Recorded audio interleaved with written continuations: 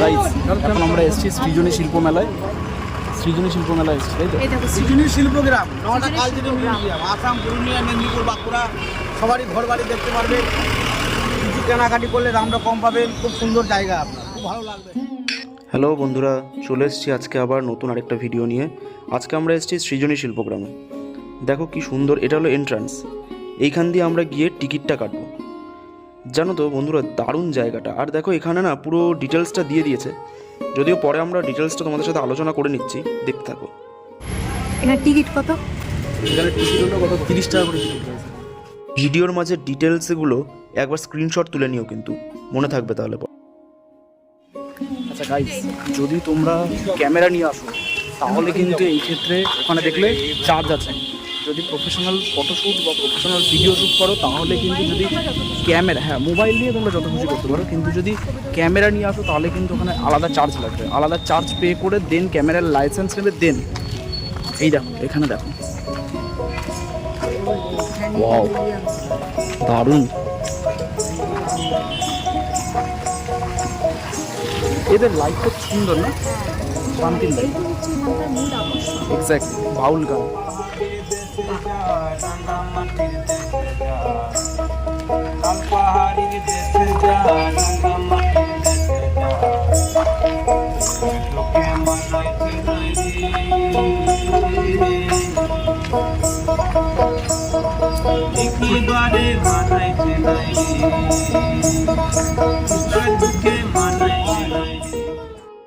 এখানে চারপাশে গাছপালা আর এত সুন্দর প্রকৃতির একটা মনোরম দৃশ্য দেখতে পাবে না।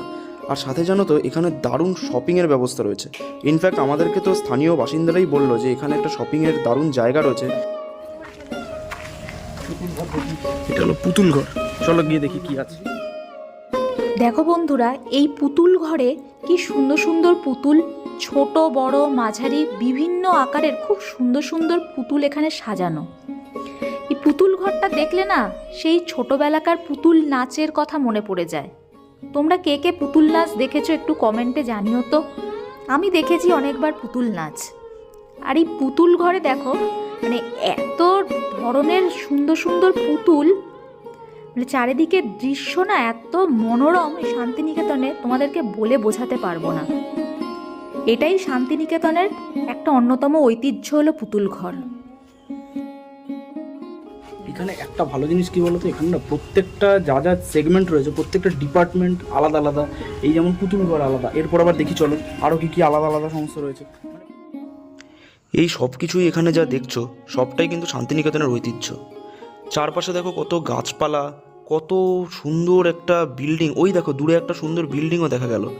আর এই রাস্তাগুলো দেখেছো কেমন সুন্দর, লাল মাটির রাস্তা।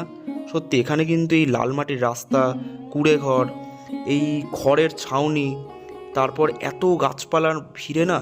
ও বাই দ্য ওয়ে, আমরা কিন্তু আরেকটা জিনিস বলতে ভুলে গেছি। আমরা জানো তো প্রথমে না কোন রাস্তা দিয়ে যাব ওই মার্কেটে সেটাই কিন্তু বুঝতে পারছিলাম না। তারপর জানো তো, তারপর বাবা ওখানকার স্থানীয় কয়েকজনকে জিজ্ঞাসা করলো যে কোনখান দিয়ে যাব ওই মার্কেটটাতে। তারপর তারাই বলে দিলেন যে ওইখান দিয়ে যেতে।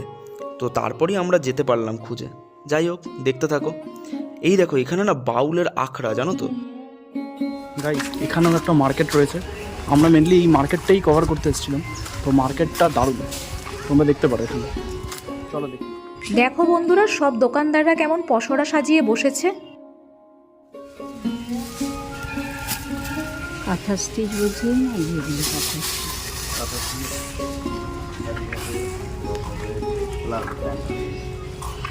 আরো কালার হবে, পাঞ্জাবির মতো কুর্তি আছে।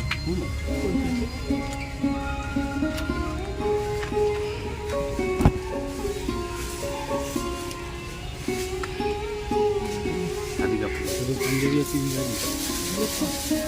বড় সাইজ নেই, সব সাইজ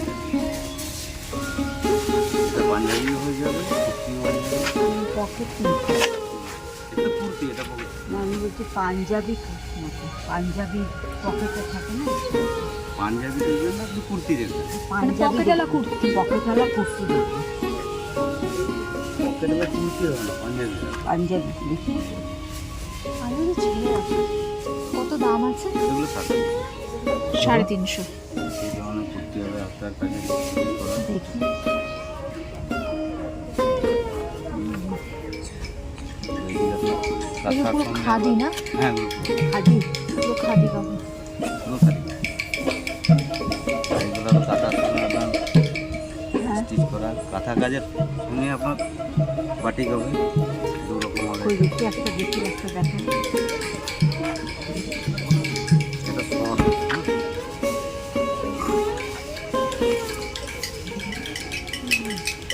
এগুলো কিরম দাম আছে? এগুলো চাপ। হ্যাঁ, এটা বাটিক আছে না, তারপর কাজ আছে। কাপড় তো বাটিক খাদি নিলে একটু কম হবে সকালবেলা ঘুমিয়ে।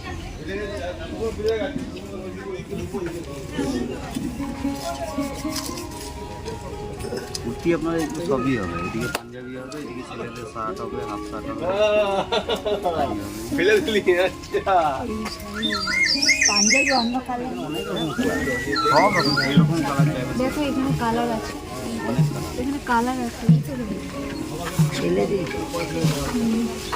এটা একরকম আছে, এটা একরকম আছে। এগুলো সবই পাঞ্জাবি। এগুলো কি? ওটাও এগুলো এক পাঞ্জাবি, কালারের। এগুলো এক কালার। এক কালারের পাঞ্জাবি কত করে? পাঞ্জাবি এইটা কত? এটা এই অ্যাশ কালারটা। খাদি সব। এখানে কিছু ভেজাল পাবে না, যেটা বলবো সেটা বলবো। এর কিরম দাম আছে এগুলো? এগুলো 380। দেখো বন্ধুরা, এটা হলো টিন দিয়ে তৈরি একটা দুর্গা মূর্তি। কি সুন্দর হাতে বানানো। এখানে সব মেয়েরা নিজেদের হাতে এই টবের মধ্যে নকশা তৈরি করছে। এখানে আমরা যেমন শপিং করলাম, আবার তার সাথে অনেক ছবিও তুলেছি।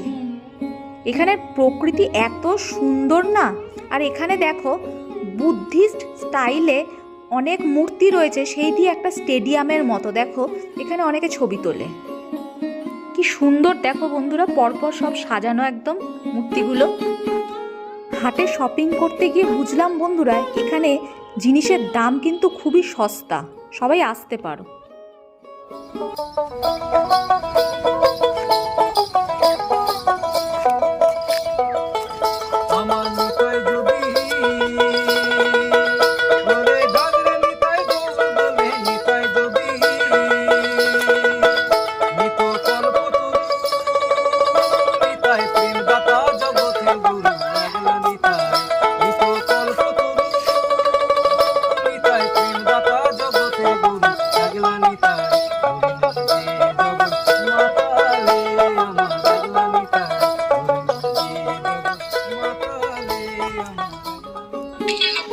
এই সৃজনী শিল্পগ্রামে আরও কিছু ভাস্কর্য আমরা দেখতে পেয়েছি। যেমন ধরো তার মধ্যে রয়েছে বিভিন্ন স্বাধীনতা সংগ্রামীর স্মৃতিসৌধ, যেমন বিরসা মুন্ডা, লক্ষ্মণ ভগত। এছাড়াও ধরো রয়েছে বৌদ্ধ মূর্তি, আরও অনেক কিছু। চারপাশটা দেখো কি সুন্দর করে সাজানো। আর এই দেখো, এই যে পুতুলগুলোকে দেখতে পাচ্ছ না, এর কিন্তু একটা নাম রয়েছে, জানো তো? কেউ কি বলতে পারবে কি নাম রয়েছে? এই দেখো, এর নাম রয়েছে চদর বদর। এটা কিন্তু একটা শিল্পকার্য। এটার অনেক ঐতিহাসিক দিক রয়েছে, সেটা হয়তো তোমরা যদি জেনে থাকো প্লিজ কমেন্ট করে জানিও। এই দেখো, এইখানে রয়েছে একটা খুব সুন্দর বৌদ্ধ মূর্তি, লর্ড বুদ্ধা বলে লেখা রয়েছে, দেখেছো? বাহ, দারুণ দেখতে কিন্তু, কি বলো? সামনে দেখো হাঁস, রাজহাঁস, কি সুন্দর করে, জানো তো পুরোটাই কিন্তু মাটির। এইখানে দেখো আরও সুন্দর কিছু পুতুল ঘরই রয়েছে। এই দেখো পুতুল এইখানে, বাহ, চারপাশটা কি সুন্দর সাজানো, তাই না?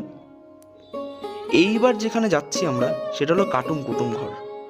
কাটুম কুটুমের কথা আমরা বোধহয় প্রত্যেকেই একবার না একবার অন্তত পড়েছি, কি বলো বন্ধুরা? যারা অন্তত আঁকার সাথে যুক্ত, তারা তো কোনো না কোনো দিন কাটুম কুটুমের সাথে পরিচিত হয়েইছেই। তো এই কাটুম কুটুমের যে বিশেষত্ব রয়েছে না, সেই বিশেষত্বটা আমি চাই তোমরা কেউ না কেউ আমাকে কমেন্ট করে বলো প্লিজ। এটার একটা রিকোয়েস্ট রইল, দেখতে থাকো। তবে যাই বলো বন্ধুরা, আমি কিন্তু এখান থেকে প্রচুর শপিং করেছি। আমার মা বাবা ভাই ওরা তো সবাই বিরক্ত হয়ে গেছিলো। আর শপিংয়ের ভিডিও কি কি শপিং করলাম তোমাদের তো পরে একটা ব্লগে অবশ্যই দেখাবো। তোমরা এখান থেকে এসে অনেক সস্তায় সস্তায় জিনিস কিনতে পারো। এই দেখো, এটা হলো সোনাঝুরি গাছ, অনেক পুরনো গাছটার গুড়ি কি মোটা। ভিডিওটা ভালো লাগলে like, comment, share and subscribe করো অবশ্যই।